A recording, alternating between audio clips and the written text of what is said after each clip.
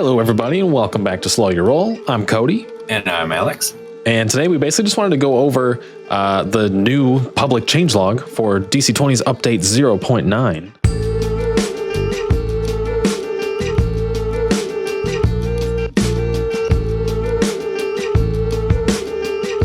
Obviously, if you're already interested in DC20, this is the new update. So we wanted to just go over the changelog and some of our thoughts about a couple of the changes.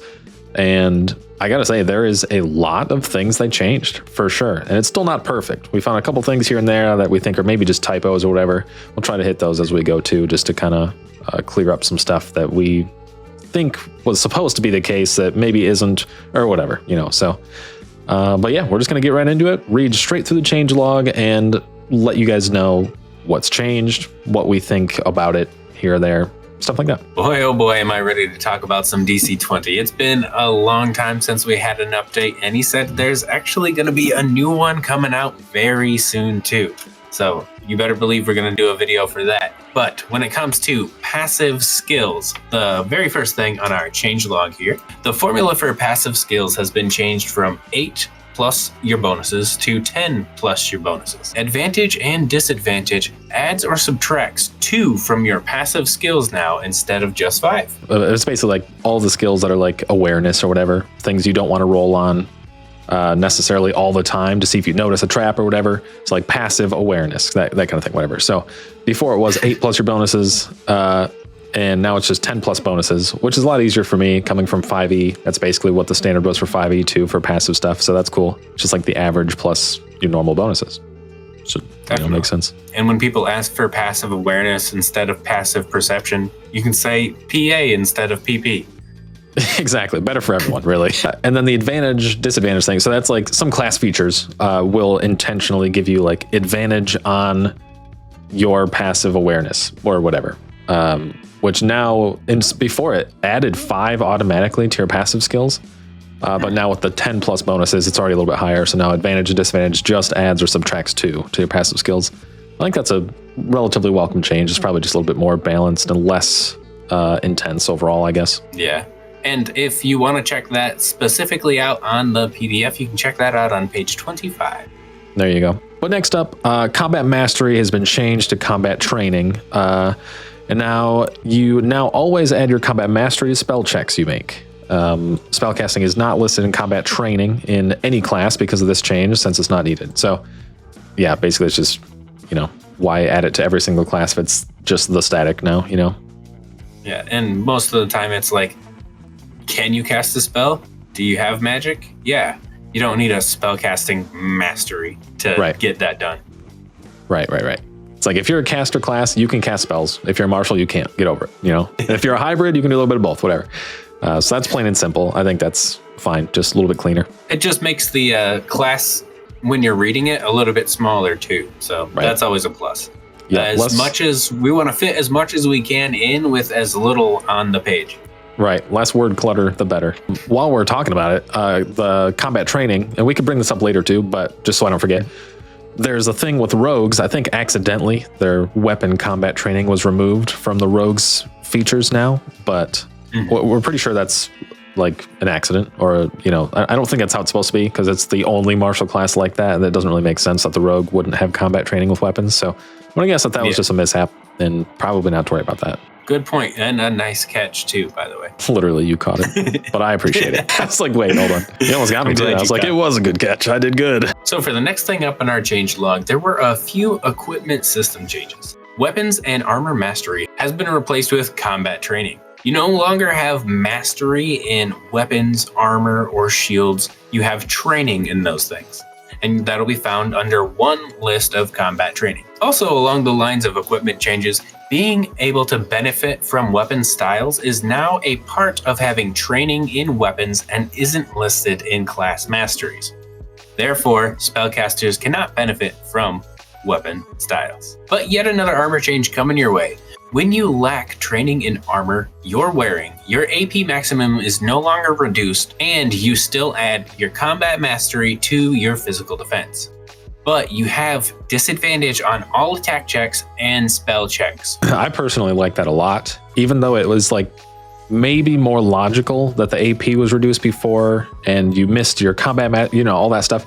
Even though that was technically more logical and like mechanically made sense, it's so much easier to remember. Like if you're wearing armor, or maybe even somehow you get, like it can be like a homebrew rule where something is latched onto you in a way that like functions in this way. Now it's just disadvantage on all attack checks and spell checks. Like that's way simpler and easier to remember, even though it might technically be like less mechanically accurate to what's happening. It's so much easier to remember, and I'm a big fan of that change. Yeah, absolutely. I think it's pretty cool too. And there should always be an opportunity for somebody to like look at a plate mail armor on the ground and be like, I'm grabbing this, and then throwing it on and running in or out of battle. Yeah, yeah, 100%. Could make a really cool moment. Yeah, right. Exactly. It's not a video game where it's like, you can't wear this armor. Right, right. One more thing that has changed about the equipment as well is actually going to be the whip weapon style.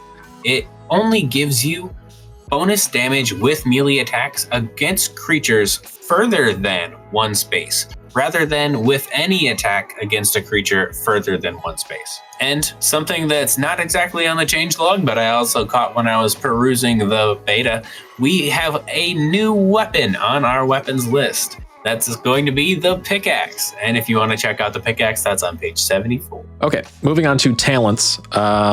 Talents are no longer separated into martial, spellcaster, and general talents. It says, now when you choose any talent, you choose between advancing as a martial or a spellcaster.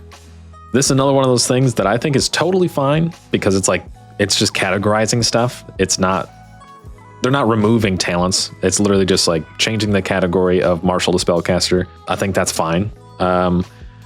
It's just going to be, you'll still be able to customize your character like crazy. It's just, again, more word, I don't know, just getting rid of the word clutter, in my opinion. Yeah, definitely. And if you really think about it, there's only 2 paths to go down in a game like this. You fighting or you shooting spells. Right. Even the hybrid classes, this is literally just like, which talent do you want to progress a little bit further? Because it's like, it is what it is. There is not actually a part of your character that is in the middle. Like you either have spells that you can get better at, or you have martial stuff that you can get better at. So I think that's totally fine. Speaking of that, multi-class talents are now, are no longer separated into martial, spellcaster, and hybrid. Now, when you choose a multi-class talent, you choose between advancing as a martial or a spellcaster. Basically, like I just said. Definitely. This makes the talent system much more streamlined and easy to understand, which I agree with. Don't have much else to say about that. Prestige, completely removed. We're gonna come back to that at a later date. But in its place, you might find some information regarding Paragon classes, which is awesome. And we're totally gonna be getting to that very, very soon. But before we do, we have Ancestry changes.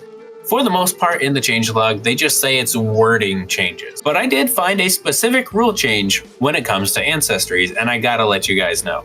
Ancestry rules have changed slightly, and it's likely what they intended in the first place, but they just didn't expect people to abuse it. You now have a limit of -2 for your negative ancestry traits, which makes the total number of ancestry traits that you can take through level 1 min-maxing 7. Beforehand, you could take a bunch of negative ancestry traits and get almost all the way up to 13 or 14 ancestry points right off the bat, but they cut that right in half immediately. They kind of refer to it as cleaning up the wording, so that's why I assume that was their intention with it all along. Yeah, I agree. I think it's probably kind of ridiculous, but at the same time, again, even this rule book, right, is just like any other rule book for any TTRPG. It also goes in and it's like, hey, but also if you want to just start a game with more or less ancestry points, you can. Who cares? So it's like the whole thing's really just a guide. If you're like, wow, that's lame and limits what my players wanted to do before, and you want to keep it doing it, then, whatever. Fine, cool. This is probably just one of the things they're like, this will keep things a lot more balanced, and it's probably good they put some official words in there to make it that way, I guess. Yeah, I totally agree. And I feel like if you let people go wild with it, they will. So if you put at least a cap on some of the negative ancestor traits that you're able to take, so that way you don't, have a flying fish that can dive through the ground. Yeah, exactly. Also, along the lines for class changes for every single class, you'll gain 2 Ancestry points when leveling up at levels 4 and 7 instead of picking 1 Ancestry trait. A little word change, but it just makes it more efficient for everybody. Because some of the Ancestry traits cost 2 or 3, and some of the Ancestry traits only cost 1. So they put a limit at 2 per levels 4 and 7 when you level up. Yeah, that's a little cleaner for sure. It's probably good, just balance update, really. But now we're getting into classes. Yeah, here we go. Speaking of the class stuff you just mentioned, class changes. And this is a big one. We'll probably have some stuff to talk about here. But class changes, all classes received huge updates. Alan, classic, random, fully capitalized word in a sentence. But yeah, no, that is true. They did receive huge updates. There's a lot of changes that were made. Every class got subclasses, and level 3 subclass and 4 features. So, as in level 4 features. So, yeah, that's huge. Every single class got 3 subclasses, technically, I believe. One of them is, again, like you mentioned before, the Paragon thing, which is kind of just diving deeper into what the class fantasy already is by default, instead of modifying it.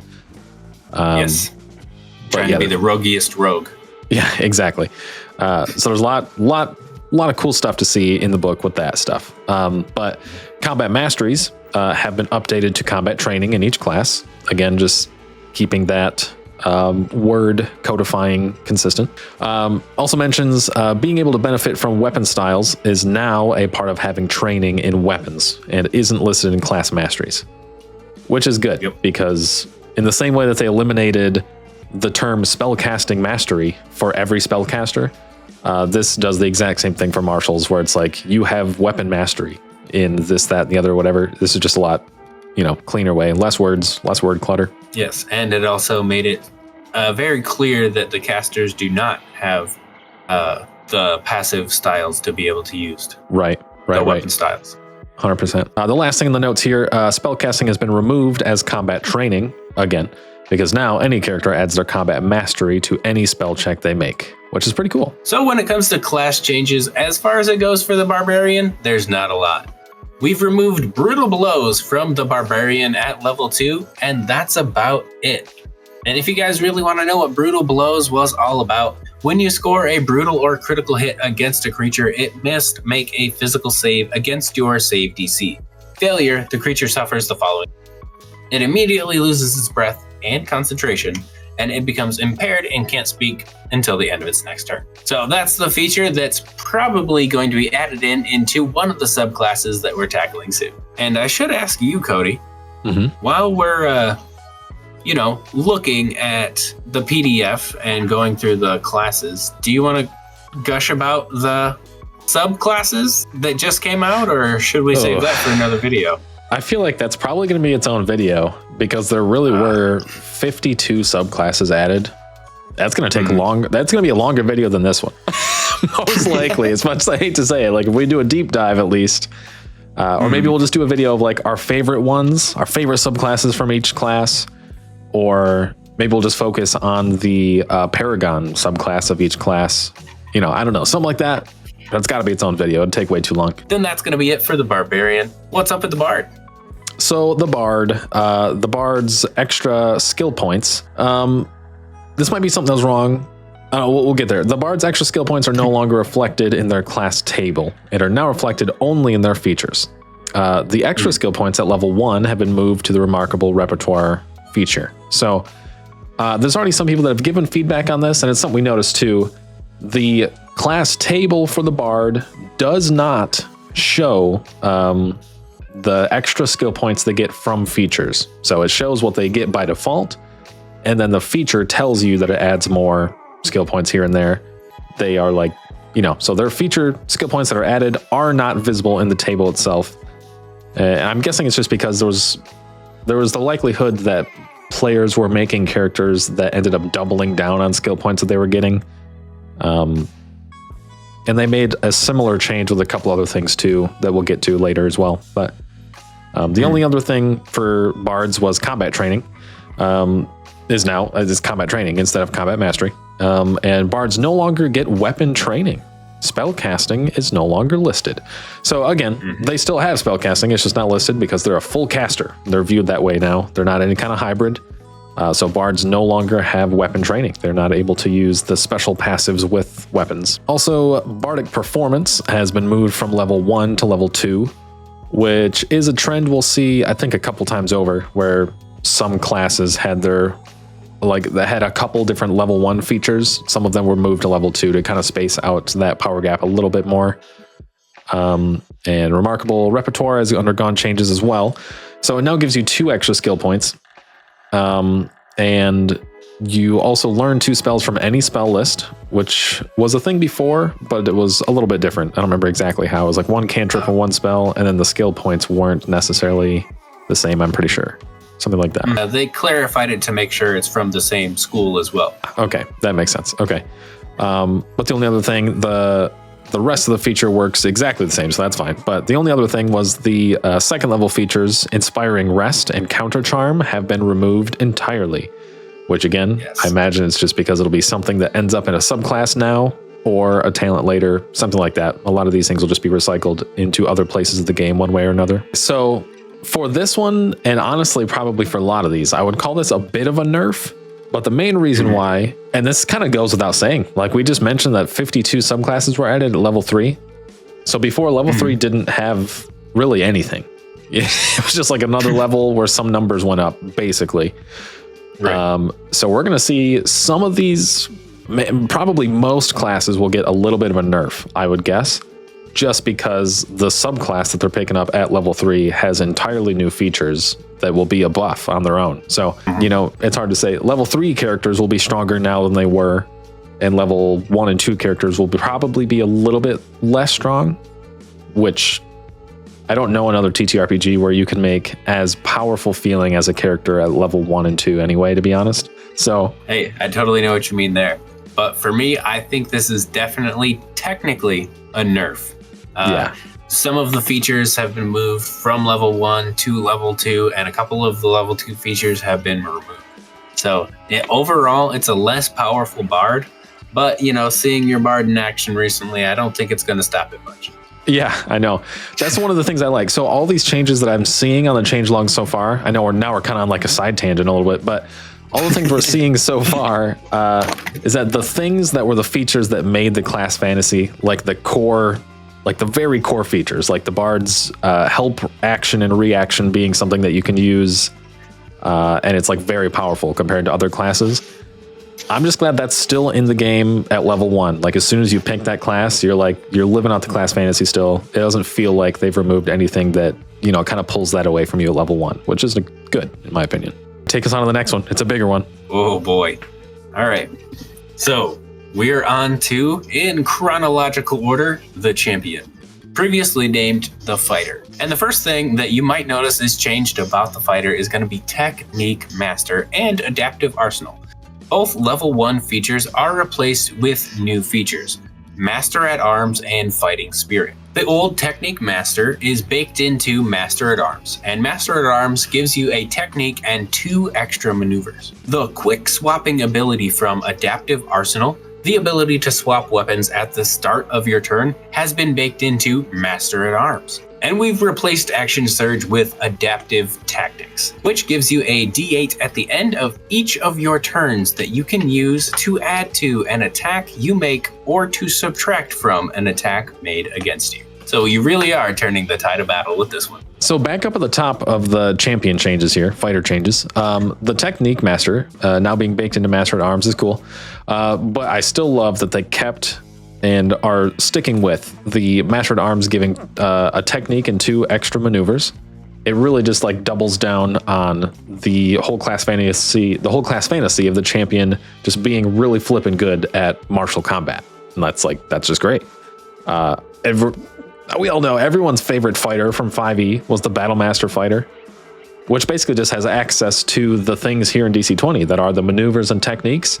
And the champion now, the classic fighter class, just doubles down on that. It gets even more techniques, even more maneuvers, And I'm glad that they're sticking with that and didn't make any big changes with that concept, at least. Yeah, definitely. And I mean, when it comes to being a fighter, Second Wind and Action Surge are always the iconic ones for me over with D&D. So it's glad they still have those like in spirit, even if it's not specifically called that. I like the whole, it gives you a D8 at the end of your turns to basically make yourself stronger or make others less strong against you. And I think that's really cool. That's one of those things that you can put whatever flavor you want to on. It's just a mechanic that just works, just does its thing, flavor it however you want to, which is one of the reasons why I like the help action so much. It's basically the same thing. And this is kind of a rephrasing of the help action kind of, so it's good. Definitely. So are you ready to get into the biggest class change of all?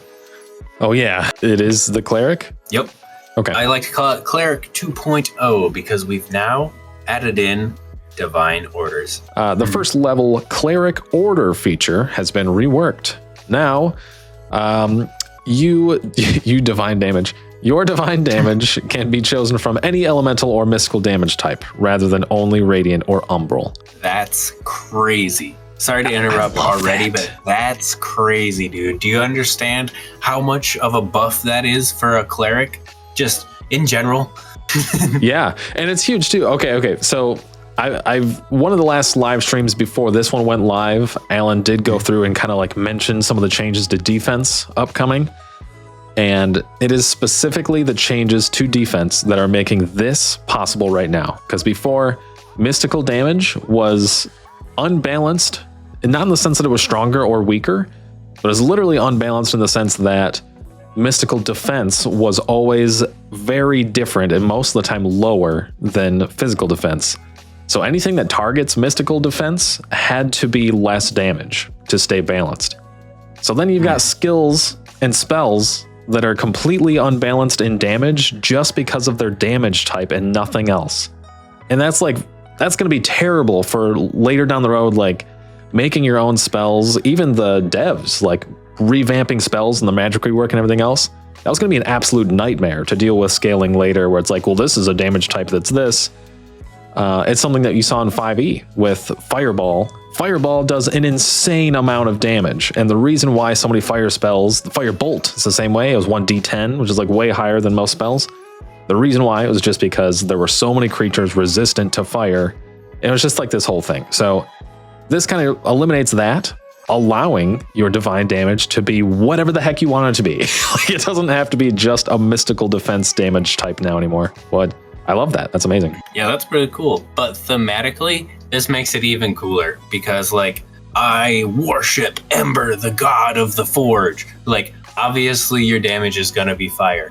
Why would it not be fire? Exactly. You know? Exactly. Absolutely. Yeah, I totally agree. It just makes something that was kind of flavor limited, flavor open, baby. And I'm all about that. Real quick, just to list off the actual amount of, like, domains that you have access to, just it's an entire page of more options the cleric has. You have knowledge, magic, divine damage expansion, life, death, grave, light, dark, war, peace, order, chaos, divination, trickery, ancestral. It's crazy how many you've got.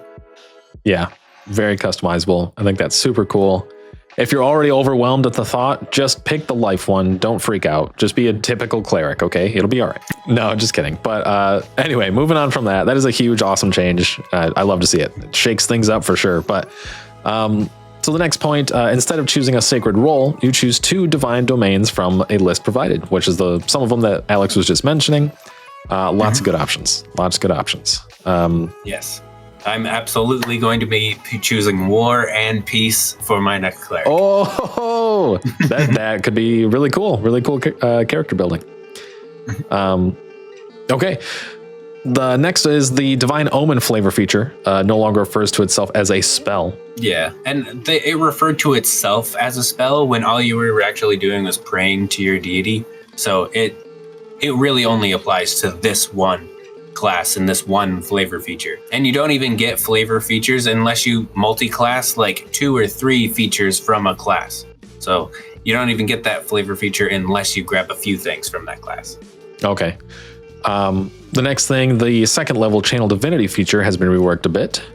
So The second level feature, Divine Intervention, has been moved into Channel Divinity. So they're just kind of moving some stuff around there. The Censor Undead ability has been removed. I know you might be freaking out, but don't worry. The Censor Divine ability was renamed to Divine Rebuke and can now affect any type of creature rather than only Celestials or Fiends. And that's kind of a thing you'll see.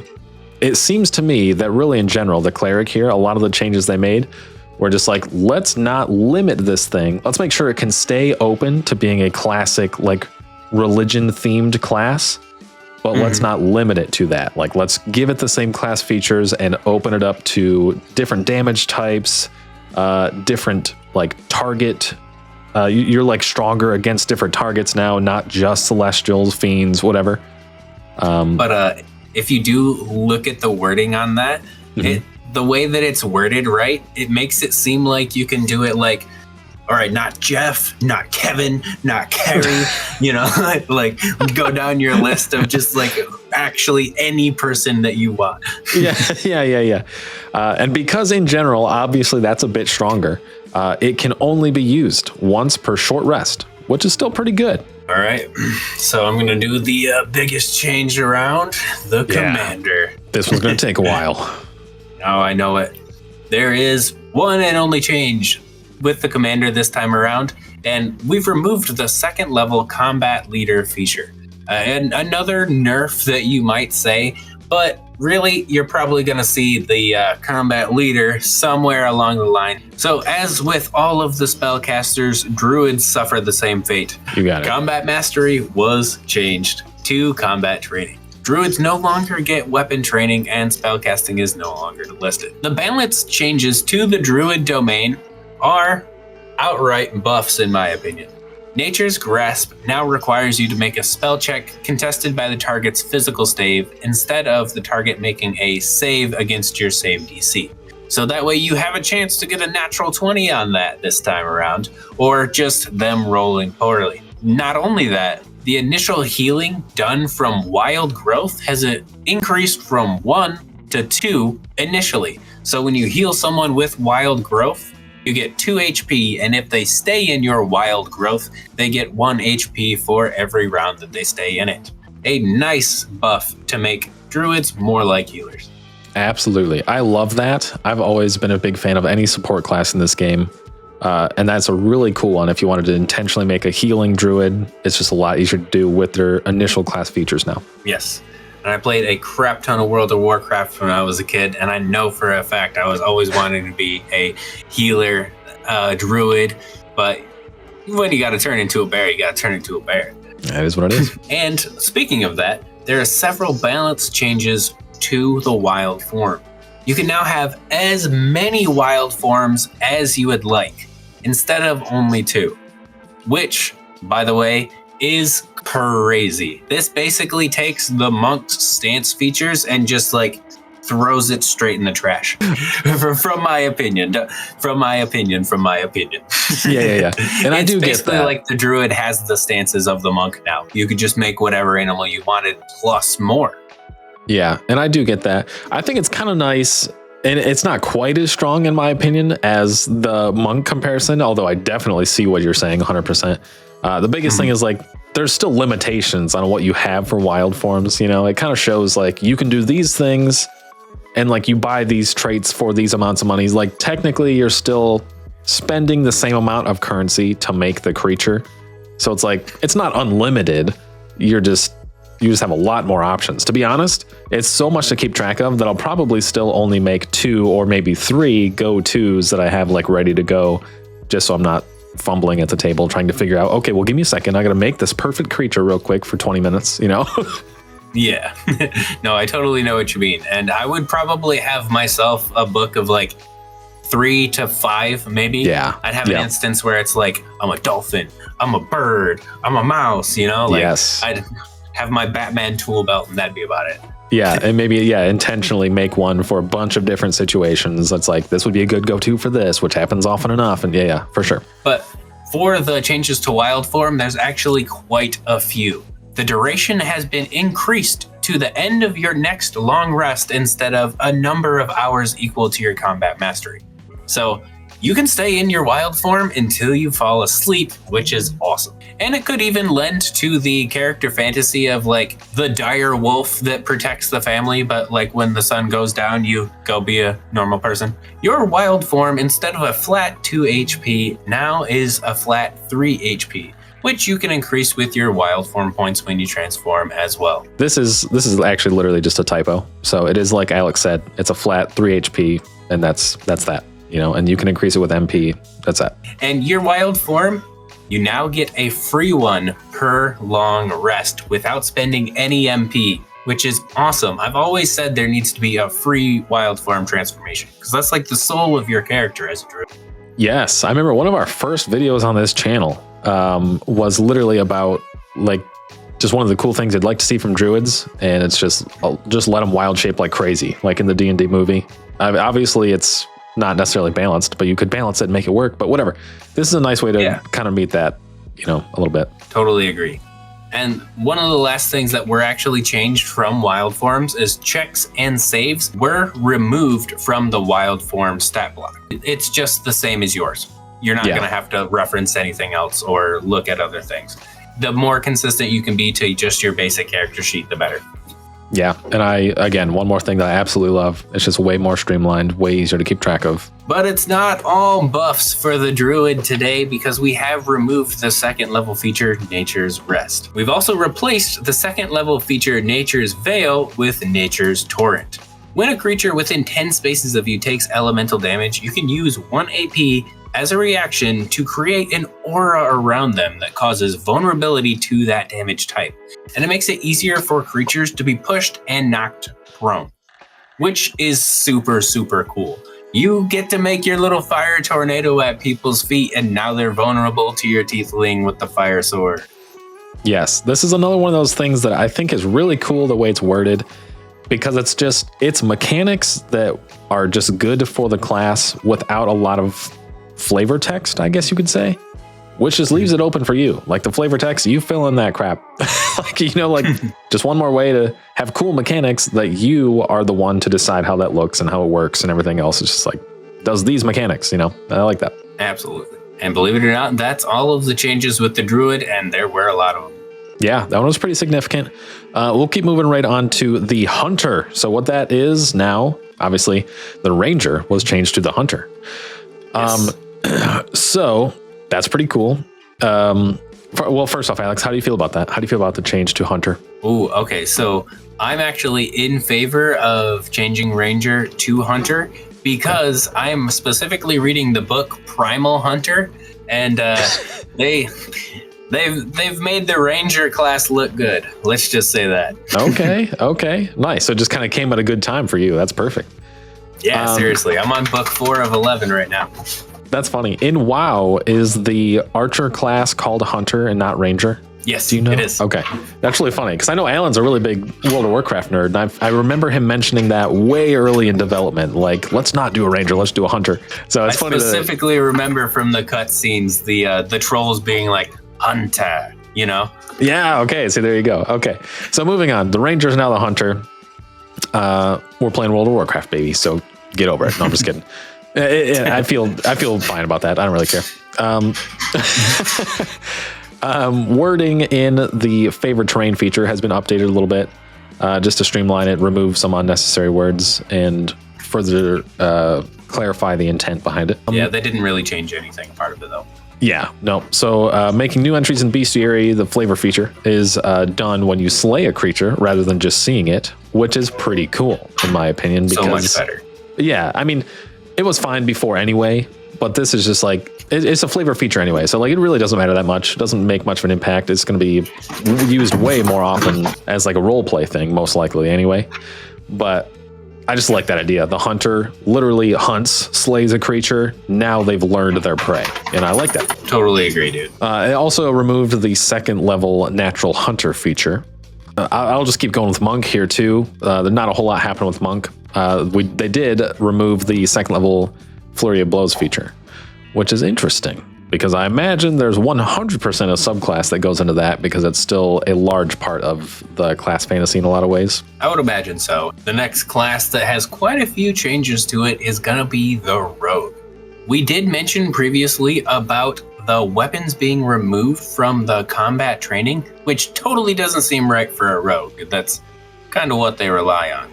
Yeah, especially because I don't think it's not mentioned here anywhere, so I'm led to believe that was an accident. Yeah, totally agree. But we did add a brand new feature called Roguish Finesse to level 1. And we've also moved the level 1 Cunning Action feature into Roguish Finesse. Cunning Action grants you half your speed in free movement rather than 2 spaces. We've also moved the first level Skill Expertise feature into Roguish Finesse as well to better embody all of these skills. We've also changed the name of Thieves' Cant to Cipher Speech. I think another way to further part ourselves from D&D, and let's just be honest, Cipher Speech sounds way cooler. Yeah, the only time I've ever heard the word "can't" used as a language word is D&D, basically. Yeah, true. And honestly, we're Americans. That's right, not Americans. Yeah. But the last thing that has changed about the Rogue is going to be that we've removed the second level Evasion feature. So another thing that you might call a nerf, but we did add a few buffs before we took it away. Yeah. So what do you think about the Rogue there? Yeah, I think the new changes are pretty solid. So far, I'm still seeing a theme, and I'm going to say this at the end probably too, but I'm seeing a theme of just like rebalancing a lot of the things that were probably too strong at the first 2 levels, and then making the 3rd level even stronger. We're just going to be seeing that a lot. And when we make our subclass video, I'm sure that we'll highlight that in a few ways too. But I'll just go into sorcerer now. Definitely. But moving on to the sorcerer, a couple things changed, nothing too crazy. The obviously combat training situation is combat training state of mastery. They don't have weapon mastery, spellcasting mastery or training is removed from their thing. So the innate power feature now clarifies it can't be used to surpass the mana spend limit, because before there was a bit of a workaround you could do with that made it definitely a little too strong in some cases. And clarifying the language was added to the unstable magic sorceress origin as well. Just some wordsmithing, again, cleaning things up. And then the second level font of magic feature was removed. Again, likely going to be covered somewhere in spell classes or something similar with similar intent there instead. So there's really only one Spellblade discipline that's undergone some changes, and that's going to be the Hex Warrior. The range has been increased from 5 to 10. Hex Warriors rejoice. Yeah, that's pretty cool. And it now forces a contested physical save versus your spell check rather than against your save DC, which I think is really nice because your spell check is something that you can affect, your save DC is not. Absolutely. We saw the same thing with Druid's new domain feature stuff. It is a spell check against it's like a contested check instead. I think that's way better. Keeps the players rolling dice and feeling good for it. Definitely. And for the Spellblade, the wording in Spell Strike feature has been cleaned up a little bit, but it's still essentially the same. And we've also removed the second level Might and Magic feature. So unfortunately for that specific skill. Yep. Same theme we're seeing here. A little bit less powering for the 1 and 2 levels, first and second levels, to power up the 3rd level. And I get to shine a little bit here because I made my own changelog instead of just looking at the official changelog. So warlock is not just explain later like they have in the official changelog. Your sacrificial bond has been changed a little bit and reworked into the warlock contract. Life Tap has been reworded to be a bit more straightforward, but still essentially does the same thing. And the Life Drain feature is now completely removed. What do you think about all those, Cody? And sorry if I just stepped on your turn there. I just saw the official changelog did not have it. Yeah, no, that's perfect. I'm glad you did the research ahead of time. Yeah, I think that's good. Again, it's kind of just following the same trend we're seeing with a lot of these classes. Well, I think the Warlocks pretty cool. They have some life stealing and life giving abilities, more or less. The fact that Life Tap was taken away is, I don't know. I'd say worrying if we didn't have other ways to steal and give life. So maybe it's just removing some redundancy for me. Yeah, I get that. But as we are getting closer to the end of the log here, we're moving on to the wizard. Same thing, combat training, spellcasting, yada yada. First thing that comes up here that's important is the first level spell school initiate feature now specifies that you choose an arcane spell. And now you choose one extra arcane cantrip and one extra arcane spell instead of only one spell from your school you choose. If they keep giving us these spells, we're going to need some more spells. I know, right? It'll be coming soon, I'm sure. But yeah, this one is interesting. It's a little bit more limiting as far as customization goes, but it is pretty cool to get an entirely extra spell that you wouldn't have had otherwise. So I think that was a little bit of a trade-off either way. Still pretty cool. Also, the spellbook flavor feature in general has been replaced with the ritual caster feature, yes. Which is interesting.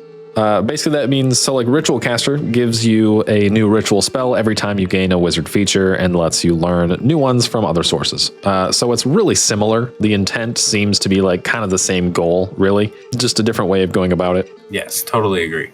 And a funny thing about that is specifically on page 52 of the PDF, we still reference the spellbook feature for the wizard, but we don't have a spellbook feature anymore.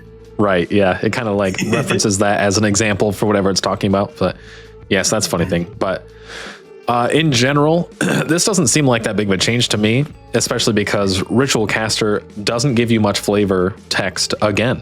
So realistically, it's 100% like instantly you could just reflavor this to still be a spell book if you really care. You know what I mean? Like, I think it's good to not force flavor in a feature, and this kind of removes that a little bit. So I'm cool with that. I'm fine with that. Okay. But the only other thing is for the wizard, they do remove the second level arcane points feature as well, which I imagine is parsed into subclasses one way or another, or at least the intent of it is yet again. Man, we've referenced this so much, I think we have to do a subclass video at some point now. True. So got any thoughts on all these? I'm excited about it, to be honest. I know a lot of people might be a little freaked out about how much the classes are changing and technically how much of like the nerfs are for a lot of these classes. But again, it's not what you're not seeing in the changelog here is a description of every single new subclass that happens at level 3 that makes your power probably significantly stronger. So a lot of these changes were made, I know, in reference to be able to balance the awesome new features you're getting at level 3 now as well that you wouldn't have had otherwise. Yeah, still though.